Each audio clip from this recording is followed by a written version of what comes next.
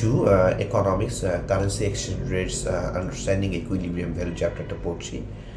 এই পর্যায়ে আমরা আলোচনা করব যে মানিটারি অ্যান্ড ফিসক্যাল পলিসির যে ইম্প্যাক্টটা কারেন্সিতে হয় সেই জিনিসটা নিয়ে আমরা আলোচনা করব এবং তাতে আমরা প্রথম যে মডেলটা পড়ব এটার নাম হচ্ছে the Mundell Fleming model. So Mundell Fleming model যে জিনিসটা ডিসক্রাইব করে সেটা হচ্ছে যে how changes in monetary and fiscal policy এইটা একটা কান্ট্রিতে কীভাবে ইন্টারেস্ট রেটকে ইম্প্যাক্ট করে এবং ইকোনমিক অ্যাক্টিভিটিকে ইম্প্যাক্ট করে সেই জিনিসটা মুন্ডেল-ফ্লেমিং মডেল আলোচনা করে থাকে এবং সেই যে ইন্টারেস্ট রেট এবং ইকোনমিক অ্যাক্টিভিটিকে এফেক্ট করছে that eventually in turn leads to changes in capital flows এবং ট্রেড ফ্লো। সো ক্যাপিটাল এবং ট্রেড ফ্লোকে ইম্প্যাক্ট করছে ইন্টারেস্ট রেট এবং ইকোনমিক অ্যাক্টিভিটি যে ইম্প্যাক্টেড হচ্ছে এবং সেইটা আলটিমেটলি এক্সচেঞ্জ রেটকে ইম্প্যাক্ট করছে। তাহলে মুন্ডেল-ফ্লেমিং মডেল আইডিয়াটা হচ্ছে যে আমার মানিটারি এবং ফিসক্যাল পলিসি আমার ইন্টারেস্ট রেট এবং ইকোনমিক অ্যাক্টিভিটিকে ইম্প্যাক্ট করছে এবং that is impacting changes in the capital and changes in capital flows and trade flows and which eventually impact the exchange rates. So এইখানে আমরা যে মডেলটা ফোকাস করব সেখানে দুইটা কেসেস আমরা দেখব। একটা হচ্ছে যে capital mobility high. Capital mobility high মানে হচ্ছে একটা কান্ট্রি থেকে আরেকটা কান্ট্রিতে ক্যাপিটাল যখন মুভ করছে এবং সেখানে রেস্ট্রিকশনস নাই, easily capital can move in and out from one country to another, সেক্ষেত্রে কেমন হবে। আরেকটা কেস হচ্ছে আমাদের ক্যাপিটাল মোবিলিটি যদি লো থাকে তাহলে কি হবে সেই জিনিসটা আমরা দেখব।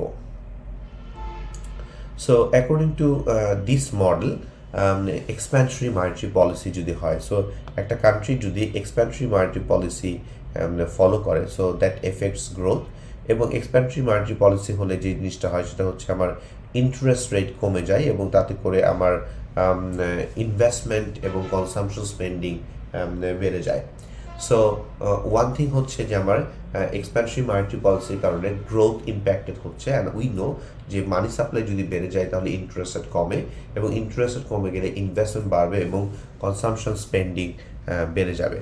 সো যদি এরকম হয় যে আমার এক্সচেঞ্জ রেটটা flexible exchange rate environment, so in a flexible exchange rate environment এবং expansionary monetary policy that will have a downward pressure on the domestic interest rate. So আমার ইন্টারেস্ট রেটে একটা ডাউনওয়ার্ড প্রেশার থাকবে এবং যদি একটা কান্ট্রিতে ইন্টারেস্ট রেটে ডাউনওয়ার্ড প্রেশার থাকে, ইন্টারেস্ট রেট যদি কমে যায় তাহলে লো ইন্টারেস্ট রেট এনভায়রনমেন্টের কারণে সেই কান্ট্রি থেকে capital will flow out to higher yielding markets এবং ক্যাপিটাল যদি আমার কান্ট্রিতে ইন্টারেস্ট কমে যাওয়ার কারণে ক্যাপিটাল আউটফ্লো হয় এবং এটা হায়ার ইল্ডিং মার্কেটে যদি চলে যায় and that will put downward pressure on the domestic currency এবং তাতে করে যদি এরকম হয় যে আমার ক্যাপিটাল মোবিলিটি হাই এবং the responsiveness of capital flows due to lower interest rate এনভায়রনমেন্টের কারণে যত বেশি হবে তত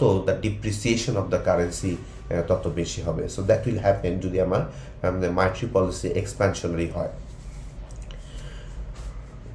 অন্যদিকে আমার যদি এরকম হয় যে ফিসক্যাল পলিসি এক্সপ্যানশনারি হয়, সো ফিসক্যাল পলিসি যদি আমার এক্সপ্যানশনারি হয় তাহলে এক্সপ্যানশনারি ফিসক্যাল পলিসিতে বাজেট ডেফিসিটটা বাড়ে। তাতে করে যেটা হয় যে গভর্নমেন্টের এক্সপ্যানশনারি ফিসক্যাল পলিসিতে ইদার স্পেন্ডিংটা ইনক্রিজ করে অথবা ট্যাক্সেসটা লোয়ার হয় অথবা it's a combination of both. So higher spending by the government and lower taxes and that typically exerts upward pressure on the interest rate, and since the upward pressure of interest rate এর কারণে যেহেতু interest rate বেড়ে যাবে so larger deficit must be finance এবং সেটাকে government bond issue করে financing করার চেষ্টা করবে। So that will put upward pressure in the interest rate in the economy. And exchange rate যদি ফ্লেক্সিবল হয়, ক্যাপিটাল যদি মোবাইল হয়, so with flexible exchange rates and mobile capital এই rising interest রেটের কারণে ওই কান্ট্রিতে ক্যাপিটাল অ্যাট্রাক্টেড হবে, that will attract capital from low yield markets. so money will flow into that economy and that will put upward pressure on the domestic currency. তাহলে দুইটা জিনিস আমরা দেখলাম, একটা হচ্ছে যে মার্জি পলিসি যদি এক্সপ্যানশনারি হয়, so with the flexible exchange rates and high capital mobility that will put downward pressure on the currency, and fiscal policy যদি expansionary হয়, so with the flexible exchange rates and high capital mobility, and then that will put upward pressure on domestic currency. So যদি capital এরকম ক্ষেত্রে interest যদি বেড়ে যায় because of expensive fiscal পলিসির কারণে, তাহলে if capital flows are highly sensitive to interest differentials, then domestic currency will appreciate substantially due to higher interest rate. So এইটা আমাদের যে আলোচনা করলাম in expansive fiscal policy and expansive monetary policy in an environment যখন capital mobility is high. But there are some countries যেখানে capital mobility is very low, government has lot of restrictions, যে কারণে capital in and out খুব যে বেশি হয় তা না, এবং সেই ক্ষেত্রে ইন্টারেস্ট রেট আপ অ্যান্ড ডাউনের কারণে ক্যাপিটালের যে ইনফ্লো অ্যান্ড আউটফ্লো সেই sensitivity is very low. So তাতে করে দেখা যায় যে ক্যাপিটাল ফ্লোজ যদি ইমোবাইল হয়, so that is very insensitive to interest differentials, এবং policy induced increase in aggregate demand will increase import and worsen the trade balance, এবং that create downward pressure on currency with no offsetting capital flows to provide support for the currency. So what happened in a low capital mobility environment, যদি interest রেটটা বেড়ে যায়, so interest differential বেড়ে যাওয়ার কারণে this policy will increase aggregate will increase in aggregate demand, will increase in import. So যেটা হবে সেটা হচ্ছে যে যদি ইন্টারেস্ট লো ইন্টারেস্টেড এনভায়রনমেন্টে মার্জি পলিসি যদি এক্সপ্যানশনই হয়, ইন্টারেস্ট রেট যদি লো থাকে, সো ইন্টারেস্ট রেট লো এনভায়রনমেন্টে there will be increase in aggregate demand. তার কারণটা হচ্ছে যে যখন government follows, central bank follows expansionary মার্জি পলিসি, তো অবজেক্টিভ থাকে যে এগ্রিগেট ডিম্যান্ডটাকে বাড়ানো। সো লোয়ার ইন্টারেস্ট রেট এনভায়রনমেন্টে মানুষের হাতে মোট টাকা পয়সা আছে, সো তখন মানুষের ডিম্যান্ডটা বাড়বে। সো এগ্রিগেট ডিম্যান্ডটা বেড়ে যাওয়ার কারণে people will demand more and people will import more. So as people will import more, that will worsen the trade balance, এবং এটা যদি ট্রেড ব্যালেন্সে ওয়ার্সেন হয় মানে হচ্ছে ট্রেড ডেফিসিটটা বাড়ে, and that will create downward pressure on the currency with no offsetting capital inflows to provide support for the currency. So এখন এই যে expansionary monetary policy and expansionary fiscal policy, or contractionary monetary policy, contractionary fiscal policy, or any combination, so specific mix of monetary and fiscal policies in a country can have a profound effect on exchange rates. So সেইটা আমরা একটা এক্সিবিটে আমরা দেখব, যে exhibit 5 যদি আপনি আমাদের কারিকুলামে দেখেন, তো সেখানে খেয়াল করে দেখবেন যে এটা is a 2x2 matrix. So that 2x2 matrix you can see যে this case expansionary monetary policy and expansionary fiscal policy. So expansionary monetary policy এবং expansionary fiscal policyতে কি হবে, আবার রেস্ট্রিকটিভ monetary policy এবং রেস্ট্রিকটিভ fiscal policyতে কেমন হবে, দেন expansionary fiscal policy and restrictive monetary policy হলে কেমন হবে, and restrictive fiscal policy and expansionary monetary policy হলে কেমন হবে in a high capital mobility environment-এ, সেইটা আমরা দেখব। সো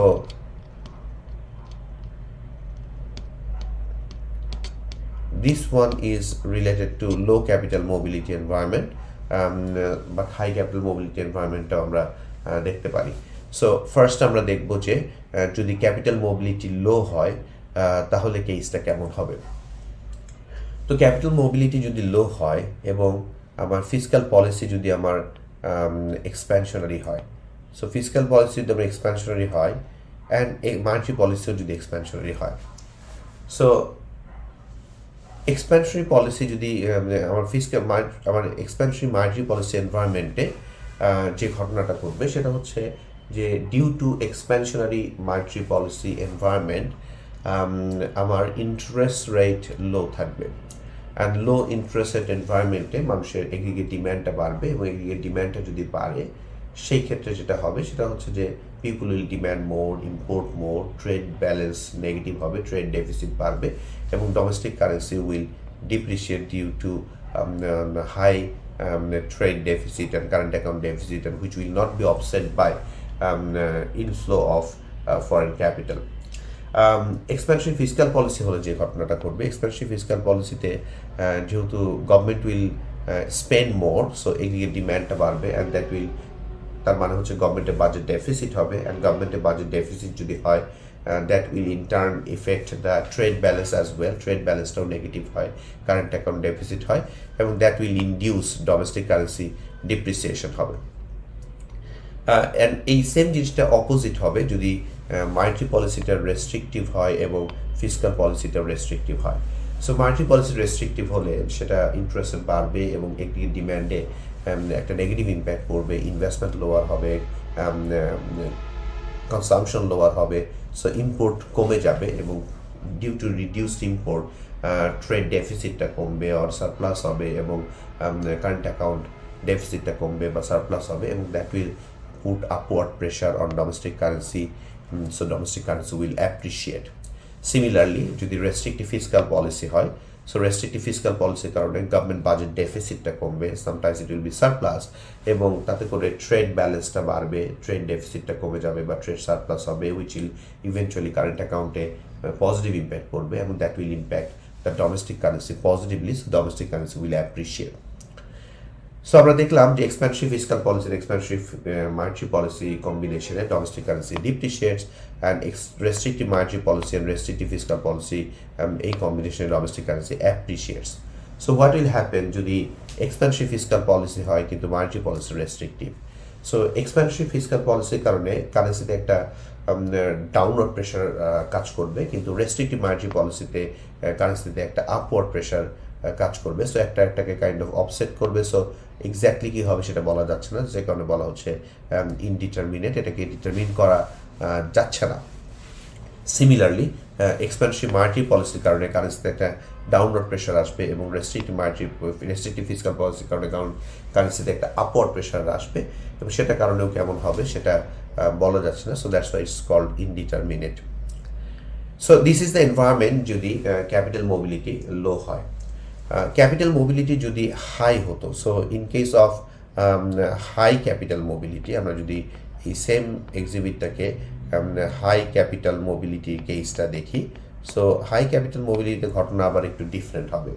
হাই ক্যাপিটাল মোবিলিটি হলে এক্সপ্যানশনারি মনিটারি পলিসির কারণে ইন্টারেস্ট রেট লো হবে, সো লো ইন্টারেস্ট রেট এনভায়রনমেন্টে কারেন্সি আউটফ্লো হবে, এবং কারেন্সি আউটফ্লো হলে দেয়ার উইল বি ডোমেস্টিক কারেন্সিতে একটা ডিপ্রিসিয়েশন প্রেশার পড়বে। অন্যদিকে যদি আমার ফিসক্যাল পলিসি রেস্ট্রিকটিভ হয়, সো রেস্ট্রিকটিভ ফিসক্যাল পলিসিতে গভর্নমেন্টের বাজেট ডেফিসিটটা কমবে, গভর্নমেন্টের এক্সপেন্ডিচারটা কমবে, এবং তাতে করেও কারেন্সিতে তাতে করে ইন্টারেস্টের একটা লো ইন্টারেস্টেড এনভায়রনমেন্ট ইম্প্যাক্ট হবে, সো ইন্টারেস্ট রেট কমে যাবে। সো ইন্টারেস্ট রেট কমে গেলে again currency will have a negative impact. So in this ক্ষেত্রে কারেন্সি উইল ডিপ্রিশিয়েট যদি আমার ক্যাপিটাল মোবিলিটি হাই হয়, অ্যান্ড এক্সপ্যানশনারি মনিটারি পলিসির ধরুন আমার ইন্টারেস্ট কমে যাবে, রেস্ট্রিক্টিভ ফিসক্যাল পলিসির কারণে ইন্টারেস্ট কমে যাবে, এবং আমার কারেন্সি উইল ডিপ্রিশিয়েট। কিন্তু যদি মনিটারি পলিসি এক্সপ্যানশনারি হয় এবং ফিসক্যাল পলিসি রেস্ট্রিকটিভ হয়, তখন মনিটারি পলিসির কারণে ইন্টারেস্ট লো হবে, কিন্তু এক্সপ্যানশনারি ফিসক্যাল পলিসির কারণে ইন্টারেস্ট হাই হবে, তখন এই জায়গাটায় আমরা বলবো ইনডিটারমিনেট, যে তখন এটা ডিটারমিন করা যাচ্ছে না in a high capital mobility environment. Similarly restrictive monetary পলিসির কারণে আমার ইন্টারেস্টে আপওয়ার্ড প্রেশার থাকবে, আবার এক্সপ্যানশনারি ফিসক্যাল পলিসির কারণে আমার ইন্টারেস্টে আপওয়ার্ড প্রেশার থাকবে।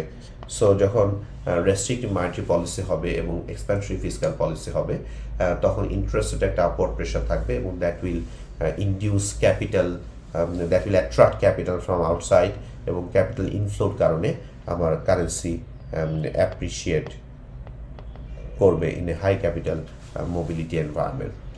কিন্তু যদি আমার মানিটারি পলিসি রেস্ট্রিকটিভ হয় কিন্তু অ্যান্ড ফিসক্যাল পলিসিও রেস্ট্রিকটিভ হয়, সো ফিসক্যাল পলিসি রেস্ট্রিকটিভ হওয়ার কারণে ইন্টারেস্টের ডাউনওয়ার্ড প্রেশার থাকবে, আর মানিটারি পলিসি রেস্ট্রিকটিভ হওয়ার কারণে ইন্টারেস্টের আপওয়ার্ড প্রেশার থাকবে। সো একটাকে অফসেট করছে, সো তখন বলা যাবে না কি হবে। তো তখন আমরা বলবো এই কেসে ইনডিটারমিনেট হবে। So that is high capital mobility environment. So তাহলে আমরা দেখলাম যে ফিসক্যাল এবং মানিটারি পলিসির যে ইম্প্যাক্ট অন এক্সচেঞ্জ রেট, সেটা দুইটা কেসে আমরা দেখলাম। একটা হচ্ছে আমার যদি ক্যাপিটাল মোবিলিটি লো হয় তাহলে কেমন হবে, এবং ক্যাপিটাল মোবিলিটি হাই হয় তাহলে কেমন হবে। So that's all about Mundell-Fleming model. So Mundell-Fleming model describe করছে যে how monetary and fiscal policy impact interest rates, economic activity, trade flows and capital flows, and that will eventually how impact the exchange rate appreciation or depreciation.